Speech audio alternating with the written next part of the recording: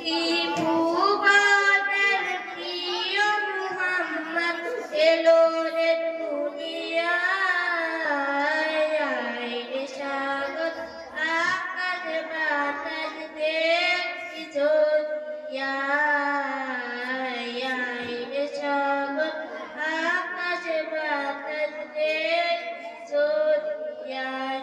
ধূর্তের দ্বারা বেহেশত রাজ্জাই করিলেন তেলের কাজ, আজকে খুশির ঢল নেমেছে ধূসর সাহারায়। দেখি আমি না মায়ের কোলে কোলের শিশু শাহাদতের হাদিসে শোনায়।